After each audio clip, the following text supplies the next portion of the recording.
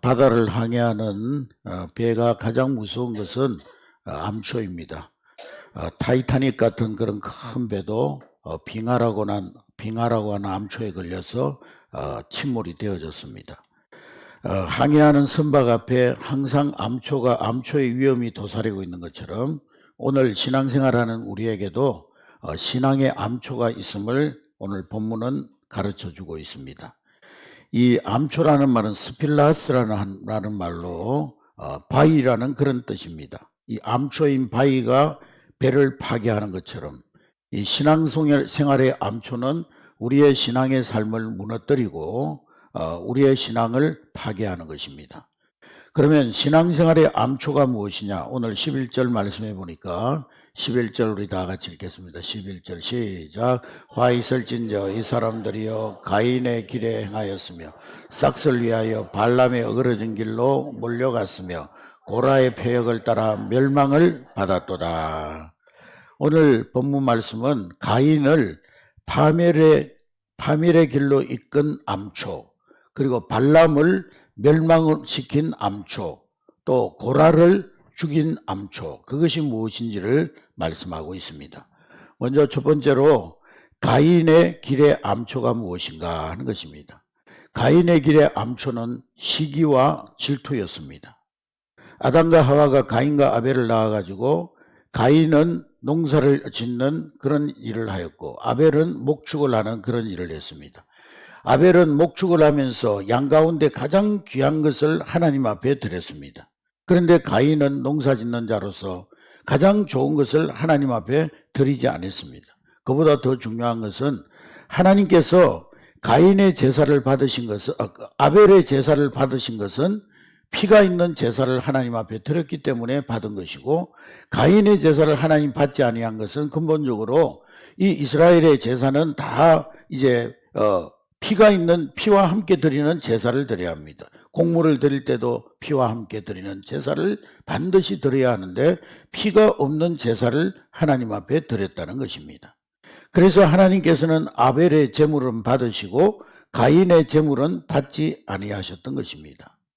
이럴 때 가인이 어떻게 해야 되겠습니까? 겸손한 마음으로 내가 하나님 앞에 하나님이 정하신 규례대로 제사를 드리지 아니하여서 하나님이 받지 아니하셨구나. 다음에는 내가 그것을 고치고 바른 자세로 잘 준비해서 하나님 앞에 드려야 되겠구나. 그렇게 생각했어야 되지 않겠습니까? 그런데 이 가인은 그런 마음을 먹지 않고 동생 아벨을 시기하고 질투하였습니다. 그래서 그 동생을 돌로 데리고 나가서 돌로 쳐서 죽이고 말았습니다. 그래서 가인은 인류 역사상 최초의 살인자가 되고 말았던 것입니다. 여러분, 이와 같이 시기 질투는 우리의 신앙의 길을 가로막고 있는 바위와 같은 암초인 것입니다. 시기 질투는 모든 사람 속에 있는 일반적인 감정이라고 할 수가 있겠죠. 누구라도 그 마음속에 약간의 시기 질투가 있을 수가 있습니다. 그러나 그 시기 질투의 감정이 지나쳐가지고 그 시기 질투의 마음 때문에 그 시기 질투의 마음이 나를 괴롭히고 상대방을 폄하하고 험담하고 해하려고 하는 그런 마음으로 변한다면은 그것은 우리가 경계해야 될 그런 마음인 것입니다. 여러분, 사람들이 왜 시기 질투할까요? 시기 질투의 원인은 죄성을 가진 우리 인간 안에 있는 에고이즘, 자기애, 지나친 자기애 때문인 것입니다. 이 지나친 에고의 성품 때문에 우리는 시기 질투하는 것입니다. 이 에고는, 우리 안에 있는 지나친 에고는 다른 사람과 나, 또 세상과 나, 그것을 남으로 분류해서 인식을 합니다. 그 사람은 그 사람이고 나는 나고, 세상은 세상이고 나는 나고, 국가는 국가고 나는 나지, 이렇게 분류해서 자기를 생각합니다. 그러나 예수님은 뭐라고 말씀하셨습니까? 네가 남에게 대접을 받고자 하는 대로 남을 대접하라 말씀하셨고, 내 이웃을 내 몸과 같이 사랑하라고 말씀하셨습니다. 이 말은 무슨 말입니까? 내가 곧 저요, 저 사람이 곧 나라는 거예요. 내가 시기하는 그 사람이 바로 나요, 또 내가 곧 내가 시기하는 저 사람이라는 거예요. 저와 내가 하나인데 에고의 성품은 죄된 우리 안에 있는 에고의 성품은 저와 나를 분리해서 생각하는 것입니다. 그리고는 나의 외모, 나의 직업, 나의 어떠한 소유, 나의 배우자, 그것을 자신과 동일시합니다. 그러면서 계속 그것을 상대와 비교해가지고 상대적인 우위에 있음을 확인함으로써 자기 정체성을 확 강화하려고 하는 것입니다. 그렇게 할 때 그 자기 에고가 더 단단해지고 강해지기 때문에 그렇게 하는 것을 좋아하는 것입니다. 반대로 자신이 다른 사람과 비교해가지고 내가 밑에 있다고 생각이 들면은 남을 험담하거나 남을 어떻게 하든지 끌어내리거나 모함을 하고 그렇게 해서 끌어내리려고 합니다. 그렇게 해서 상대방을 끌어내림으로 해서 그 사람의 무의식 속에 감춰져 있는 그 열등감을 줄이려고 하는 것입니다. 상대를 시기 질투하면은 자신이 상대방을 끌어내릴 수 있다고 생각하는 것입니다. 이런 에고의 성품, 즉 에고이즘, 이것을 우리가 버릴 때 우리는 시기 질투에서 자유로워질 수가 있는 것입니다. 할렐루야. 더 이상 나의 외모와 재산 등을 나와 동일시하지 않으면 시기 질투의 마음을 우리가 줄일 수가 있는 것입니다. 그리고 내가 괴로운 것은 시기 질투하는 사람은 항상 마음이 괴롭잖아요. 그래서 내가 마음이 괴로운 것은 내 안에 이 에고이즘, 시기심 때문에 내가 괴로운 것이라고 인정해야 질투에서 자유로울 수가 있는데, 그러나 에고의 성품을 가진 사람들은 내 안에 시기 질투 때문에 내가 괴로운 것이라고 인정하지 않고 자신의 괴로움의 원인을 상대에게서 찾는 것입니다. 어떤 젊은 사람이 돈을 많이 벌어가지고 좋은 차 타고 다니고 좋은 집에서 살고 그러면은요, 그게 시기 질투하면서 그 사람의 잘못으로 돌리는 거예요. 아, 젊은 놈이 뭐 돈이 많은 거 보니까 아마 저놈은 불법을 저지르거나 편법을 쓰거나 정당한 방법으로 돈을 벌지 못했을 거야. 그러니까 내가 저 사람을 비판하고 저 사람을 폄하하는 것은 당연한 거야. 그러면서 자기 정당화를 하는 것입니다. 여러분, 시기 질투의 또 다른 원인은 결핍에 대한 믿음 때문입니다. 만약 내가 부러움을 가진 그 대상이 가진 부, 명예, 힘, 그것을 나도 곧 가질 것이라고 하나님께서 나에게도 저에게 주신 그 축복과 그 은혜를 나에게도 주실 것이라고 생각하면은요, 상대방의 성공을 보고 결코 시기 질투하지 않을 것입니다. 머지않은 날에 나도 저 사람이 받은 복을 내가 받게 되고 하나님께서 나에게도 저 사람에게 주신 복을 동일하게 주실 것이다. 그렇게 생각하면 상대방의 복과 성공에 대해서 여유롭게 박수를 쳐주고 축하해 줄 수 있는 그런 마음이 생기는 것이죠. 그런데 나는 영원히 그런 복을 받지 못할 것이고 나는 그가 가진 행복을 누리지 못할 것이고 나는 그가 가진 어떤 물질을 가지지 못할 것이라는 그 결핍에 대한 믿음이 시기 질투를 유발해 가지고 사촌이 땅을 사면 배가 설설 아파오기 시작하는 거예요. 여러분, 우리는 결핍의 믿음을 버리고 거울 앞에 서서, 때로는 거울 앞에 서서 스스로 자신의 모습을 바라보면서 너는 너 있는 그대로, 너 모습 그대로 하나님 사랑받을 만한 자격이 있는 사람이야.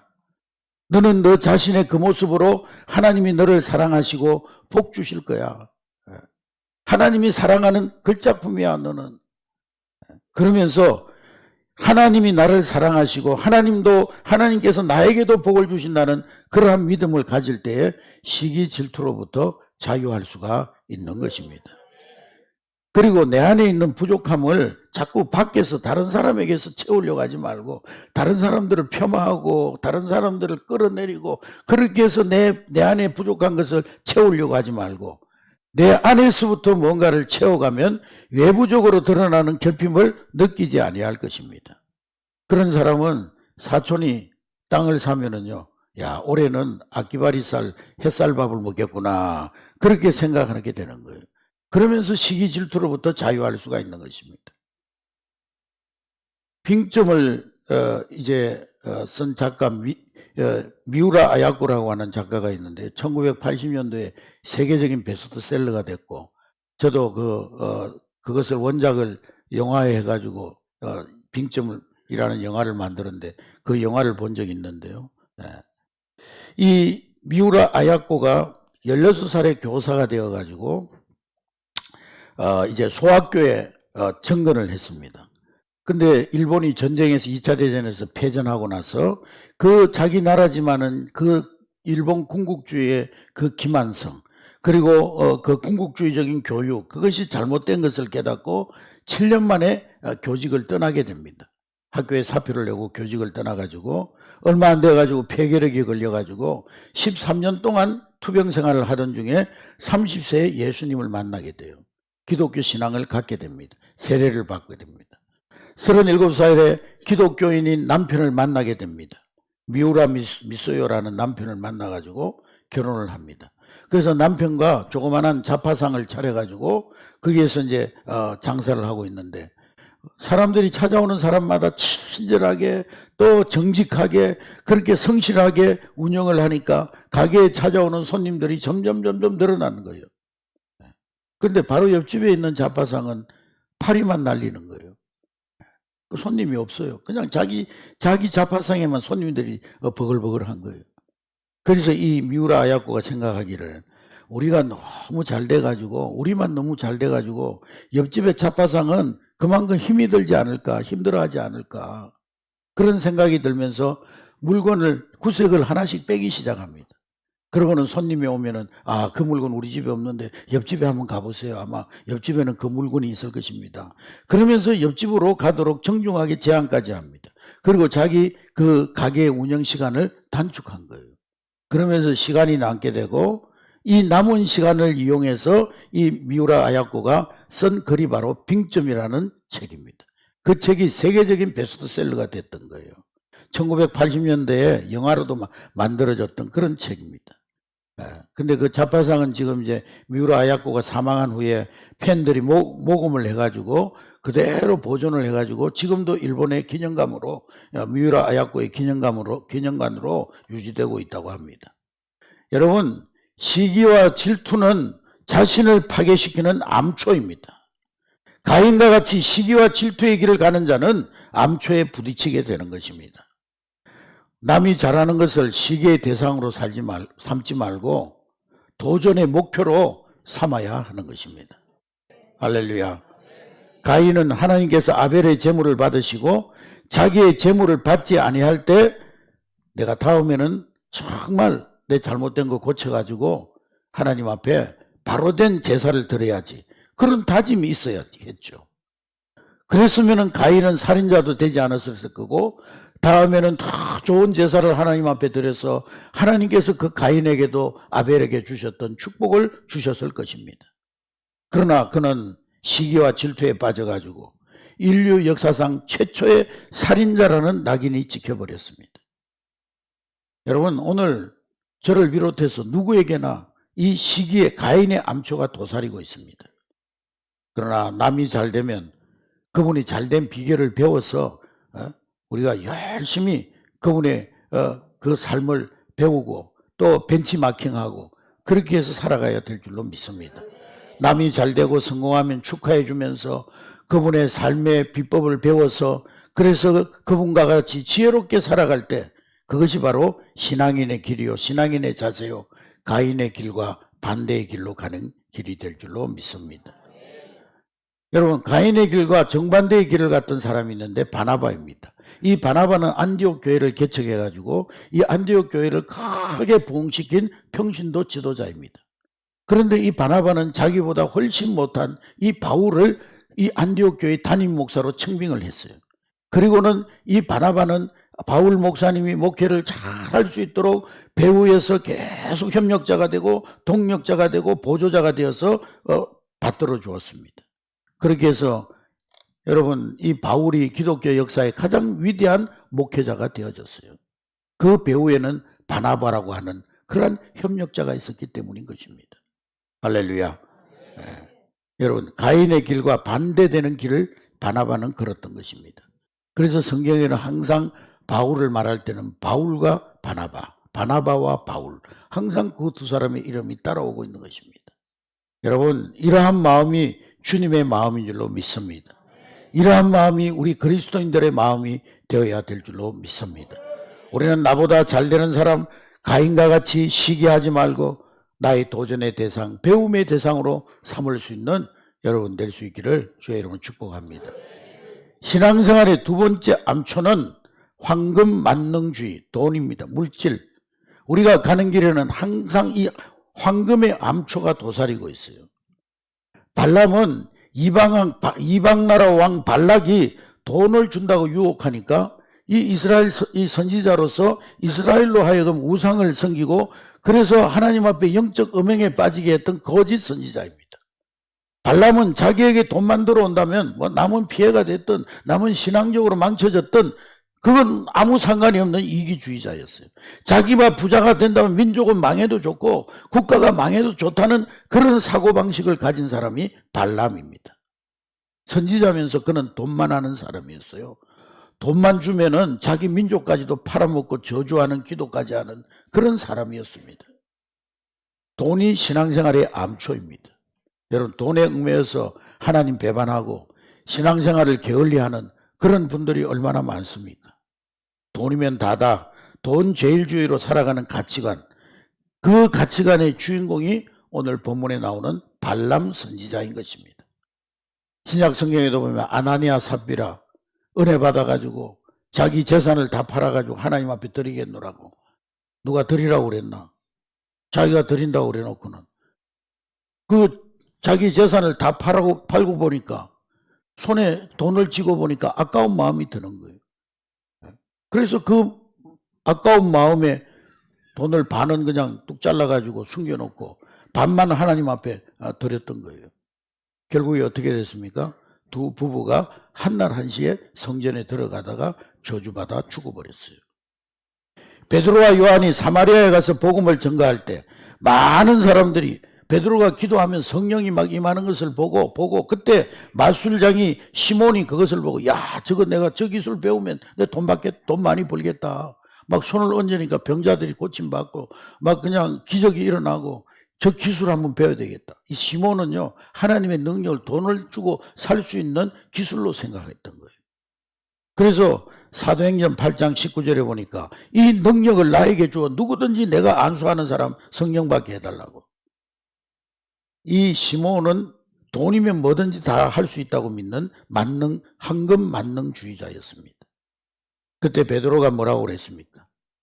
사도행전 8장 21절 22절에 보니까 사도행전 8장 21, 22절 시작. 하나님 앞에서 네 마음이 바르지 못하니 이 도에는 네가 관계도 없고 분깃된 것도 없느니 그러므로 너희 이 악함을 회개하고 주께 기도하라. 혹 마음에 품은 것을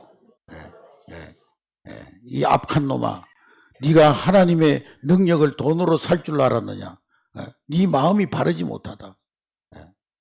너는 하나님 능력과 아무 관계도 없고 너에게 분깃된 것도 아무것도 없다. 그러니 너는 회개해라. 회개하고 돌이켜라. 베드로와 요한이 성전에 들어갈 때 안전뱅이가 40년 동안 안전뱅이로 앉아있던 안전뱅이가 돈을 달라고 구걸을 합니다. 그때 베드로와 요한이 뭐라 그랬어요? 은과 금은 내게 없지만은 내게 있는 것 예수 이름을 너에게 주노니 예수 이름으로 일어나 걸어라. 할렐루야. 40년 동안 안전뱅이로 앉아있던 안전뱅이가 벌떡 일어났어요. 벌떡. 오늘 우리 교회에 그런 능력이 있어야 되는 거예요. 그런데 오늘날 현대 교회는요. 예수 이름은 나에게 없지만은 내게 있는 것 내게 주노니 은과 금의 이름으로 일어나라. 그렇게 말한다는 것입니다. 여러분 황금 만능주의가 우리 신앙의 암초입니다. 어떤 새 강도가 우리 이제 새 사람 되자 한번 사람이 좀 이제 변화돼 가지고 좀 이제 착하게 한번 살아보자 결심을 했어요. 근데 가다가 금방 금덩어리를 하나 발견해 가지고 죽게 됐어요. 그들이 약속했던 것은 순식간에 물거품이 되고 말았어. 세 사람이 배를 타고 가는데 두 사람이 모의를 하는 거야. 야, 저놈 죽여버리면 우리가 이 황금덩어리 둘로 나눌 수 있잖아. 더 많이 가질 수 있잖아. 모의를 해가지고 그 사람을 죽여버렸어요. 물에 빠뜨려가지고 죽여버렸어요. 무태 닿아가지고 한 명이 다른 그 강도한테 여기 좀 기다리고 있어. 내가 먹을 것 좀 저 집에 가가지고 먹을 것 좀 가져올 테니까. 먹을 걸 가지러 들어가다가 나오더니만요. 그 집에 있는 부엌칼을 들고 와가지고 그 사람을 죽여버렸어요. 그 친구를. 조금 있다가 보니까 그 부엌칼을 가지고 친구를 죽인 사람도 그 자리에 쓰러져 가지고 죽었어요. 알고 보니까 이 사람이 집에 들어간 사이에 이 남아있던 사람이 그 황금덩어리를 자기 혼자 차지하려고 물에다가 독약을 탄 거예요. 결국에는 셋 다 죽어버렸습니다. 돈제일주의가 일으킨 사건입니다. 여러분 우리 한례교회 성도 여러분 다 열심히 일하고 정직하게 일하고 깨끗하게 일하고 그렇게 해서 다 물질적인 축복을 받으시기 바랍니다. 다 부자가 되시기 바랍니다. 돈 자체가요 악한 게 아니요. 근데 우리는 돈을 많이 벌어서 많이 저축해서 하나님을 위해서 복음을 위해서 선교를 위해서 하나님의 영광을 위해서 사용해야 하는 것입니다. 그런데 이 성도들 가운데서도 물질을 위해서 하나님 이용하고 물질 때문에 하나님 버리는 사람들이 신앙을 버리고 믿음을 버리고 신앙의 양심을 버리는 사람들이 얼마나 많습니까? 오늘날 성도들이 물질 때문에 하나님 섬기는 일을 게을리하는 분들이 얼마나 많습니까? 여러분 물질로 인하여 하나님 더 잘 섬길 수 있는 여러분 될 수 있기를 주의 이름으로 축복합니다. 물질의 복을 받되 사명이 있는 물질의 복을 받을 수 있기를 주의 이름으로 축복합니다. 하나님은 반드시 물으세요. 우리가 하나님 앞에 하나님 물질 주세요. 건강 주세요. 하나님 나에게 재능을 주세요 할 때 하나님 물으시는 거예요. 왜? 너 그거 받았으면 뭐 할래? 거기에 대답할 수 있어야 되는 거예요. 그래야 하나님께서 주시는 거예요. 대답이 아닌데 받으면 그걸로 인하여 망하는 거예요. 도리어. 여러분 발람의 길에 도사리고 있는 암초는 돈의 암초였습니다. 우리도 걸리기 쉬운 암초입니다. 우리가 살아가는데 물질은 꼭 필요한 것입니다. 그러나 돈은 잘 선용하면 우리에게 복이 될 수 있지만 그 돈의 노예가 되고 돈을 오용하면 돈이 우리를 죽이는 독이 되는 거예요. 여러분 잘 아는 애플사를 창업한 전 세계에 손꼽히는 갑부였던 이 스티브 잡스가 췌장암으로 죽었죠. 얼마 전 몇 년 전에. 이 췌장암으로 죽으면서 남긴 마지막 말이 있습니다. 제가 한번 읽어드리겠습니다. 간추려서 읽어드립니다. 나는 비즈니스 세상에서 성공의 끝을 보았다. 다른 사람의 눈에 내 인생은 성공의 상징이었다. 그러나 나는 일터를 떠나면 내 삶의 즐거움은 많지 않았다. 결국 부는 내 삶의 일부가 되어버린 하나의 익숙한 사실일 뿐이었다. 지금 병들어 누워 과거 삶을 회상하는 이 순간 나는 깨닫는다. 정말 자부심 가졌던 사회적 인정과 부는 결국 닥쳐올 죽음 앞에 희미해지고 의미 없어져 간다는 것을. 어둠 속에 나는 생명 연장 장치의 녹색빛과 윙윙거리는 기계음을 보고 들으며 죽음의 신의 숨결이 나에게 점점 다가오는 것을 느낄 수 있다. 이제야 나는 깨달았다. 생을 유지할 적당한 부를 쌓았다면 그 이후 우리는 부와 무관한 것을 추구해야 한다는 것을. 내 인생을 통해 얻은 부를 나는 가져갈 수 없다. 내가 가져갈 수 있는 것은 사랑이 넘치는 기억들 뿐이다. 그 기억들이야말로 나를 따라다니고 나와 함께하고 지속할 힘과 빛을 주는 진정한 부이다. 이 세상에서 제일 비싼 침대가 무슨 침대일까? 병들어 누워있는 침대이다. 돈으로 내 차를 운전해 줄 사람을 고용할 수 있고 돈을 벌어줄 사람을 구할 수도 있다. 그러나 내 대신 아파줄 사람을 구할 수는 없을 것이다. 잃어버린 물질적인 것들은 다시 찾을 수 있다. 그러나 인생은 한번 잃어버리면 절대 되찾을 수 없는 유일한 것이다. 이런 말을 마지막으로 남기고 스티브 잡스는 세상을 떠났습니다. 그러나 조지 이스트만이라고 하는 사람이 있는데요. 이 사람은 한 빈민촌에서 어렵게 홀어머니와 함께 가난하게 살던 그런 사람이었어요. 너무 가난해가지고 그날 그 끼니를 때우면서 근근히 살아가던 사람입니다. 그러나 이 조지 이스트만의 어머니는 늘 밤에 아들이 잠자리에 들면 와서 한쪽 손은 그 아들의 손을 잡고 그 한쪽 손은 그 아들의 머리에 손을 얹고 그 아들을 위해서 기도하는 습관이 있었어요. 하나님, 지금은 비록 우리가 가난하지만은 이 아들 조지가 훌륭하게 자라서 이 나라에 큰일을 할 수 있는 제목이 되게 하여 주시옵소서.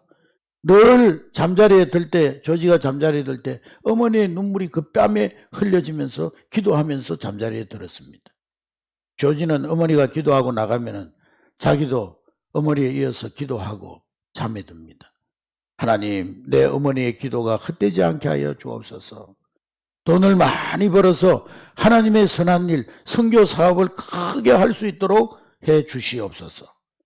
그래서 이 조지는 나중에 사진관에 취업해가지고 열심히 성실하게 일을 하니까 주인이 여러 가지 사진 기술을 가르쳐 줬어요.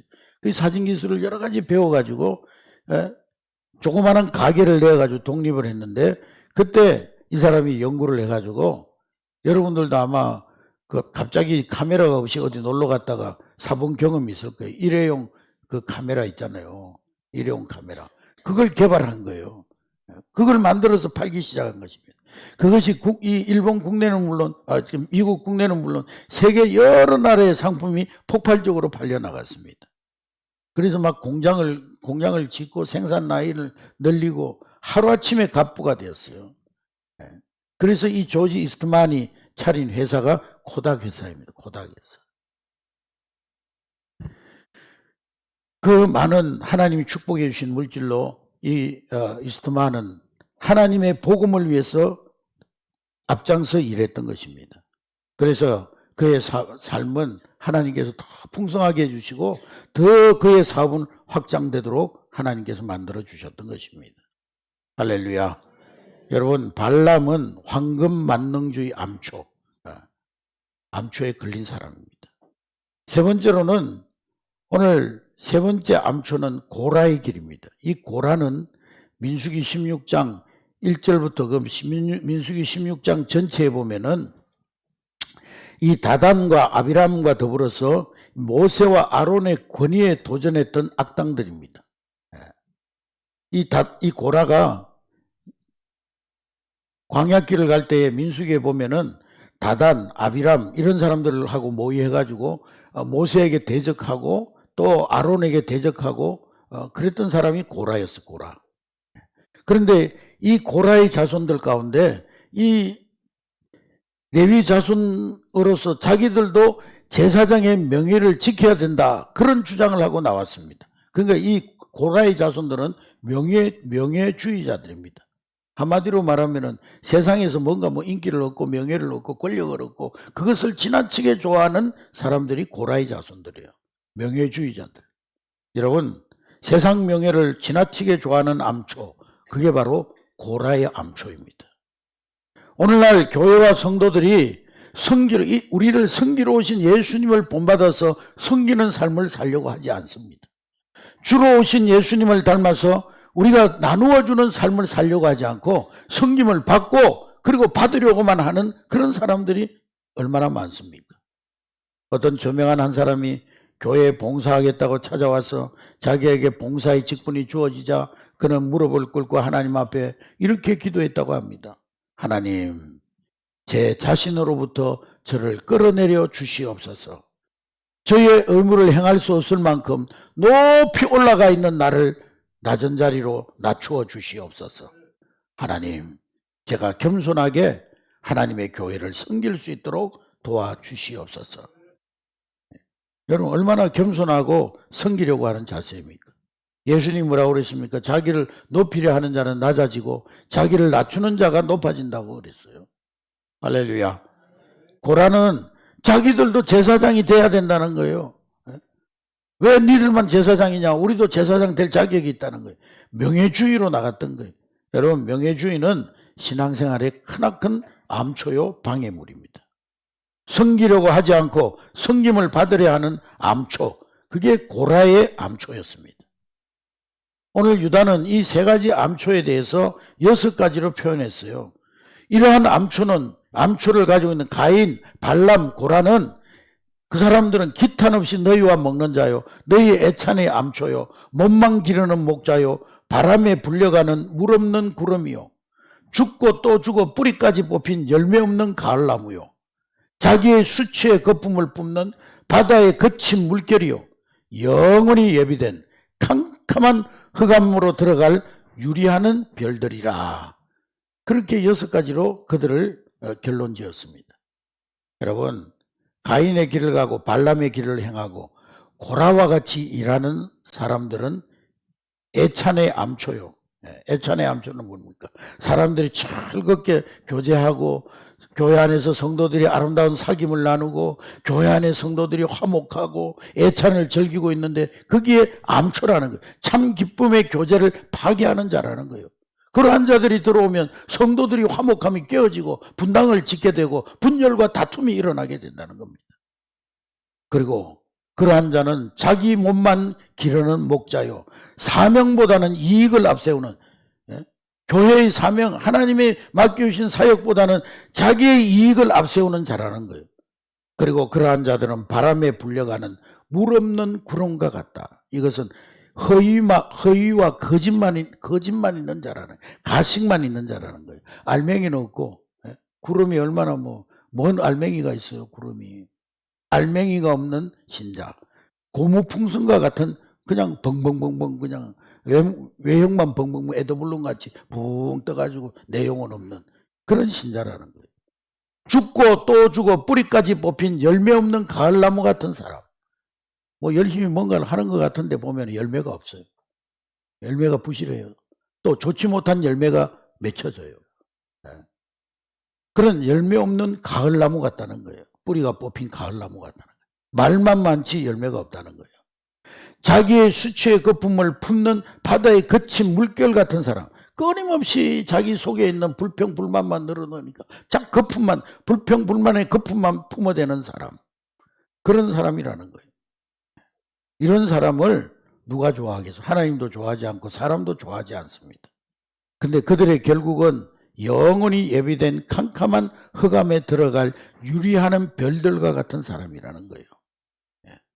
여러분, 이렇게 암초가 있는 길을 가는 사람은 어디에 가나 사람도 싫어하고 하나님도 실망하시는 거예요. 여러분, 우리 안에 있는 이 신앙생활의 3대 암초, 시기, 질투, 황금 만능주의, 명예주의, 이 암초를 걷어내는 여러분 될 수 있기를 주의 이름으로 축복합니다. 암초는 결코 하나님께서 우리에게 축복 주시려고 주시는 게 아니에요. 마귀가 주는 것들이에요. 오늘 성령께서 도와주셔서 여러분 앞을 가로막고 신앙생활을 가로막고 있는 이 암초를 깨끗하게 제거하고 여러분의 신앙의 길에, 여러분의 한 주간의 삶에, 여러분의 평생의 삶에 시온의 대로가 열리는 그런 은혜와 축복의 역사가 함께하기를 주의 이름으로 축복합니다.